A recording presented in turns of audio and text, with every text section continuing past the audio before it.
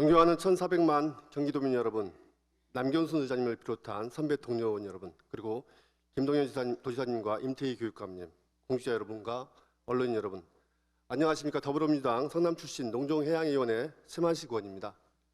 본 의원은 오늘 애국인 계절근로자 제도의 효율적 운용 대책 마련을 촉구하고자 이 자리에 섰습니다. 정부는 농업 분야의 계절적 단기적 인력 수요를 위해 애국인을 최장 8개월까지 고용할 수 있는 계절근로자 제도를 운영하고 있습니다. 하지만 체계적인 정보 관리 시스템이 없어 계절근로자의 잦은 무단 이탈에 신속하게 대응하기 힘들고 안정적인 인력 수급에도 큰 문제가 되고 있습니다. 잘 아시다시피 농촌은 지금 애국인 근로자가 없으면 농사를 짓기 힘든 실정입니다. 농촌의 고령화가 심화되고 농작업의 특성상 농산물 파종기나 수확기 등의 일손이 일시적으로 몰리기 때문입니다. 그래서 농번기에는 일손 구하기가 하늘의 별 따기만큼 힘들다고 합니다. 오죽하면 서로 일손을 먼저 차지하기 위해 다정하던 이웃 간에 언성을 높이고 몸싸움까지 벌이겠습니까? 지금 농촌은 고령화가 정말 심각합니다. 지난해 말 경기도 농가 인구는 모두 27만 7,400여 명인데 이 가운데 65세 이상인 고령화율은 43%에 달합니다. 특히 거동의 불편을 겪을 나이인 70세 이상의 어르신 비율도 30%나 됩니다.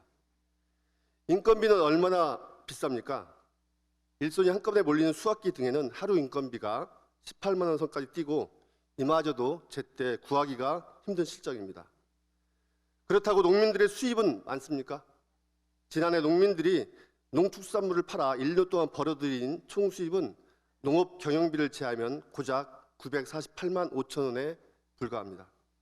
한 달 평균 79만 원 꼴입니다.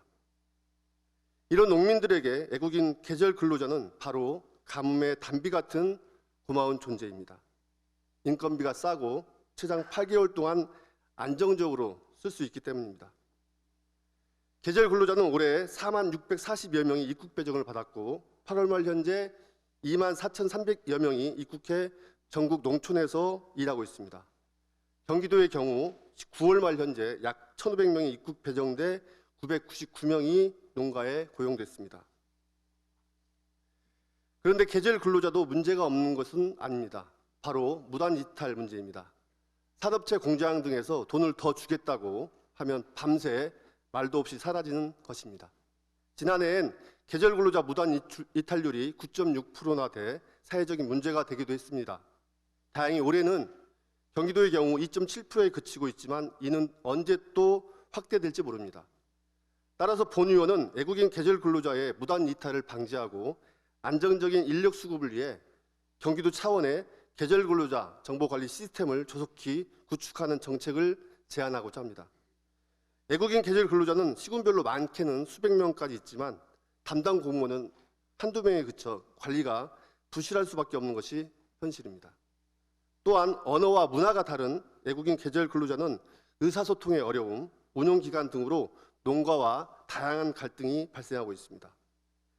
애국인 계절 근로자 제도의 목적이 부족한 농촌 인력 공급에만 그쳐서는 안 됩니다.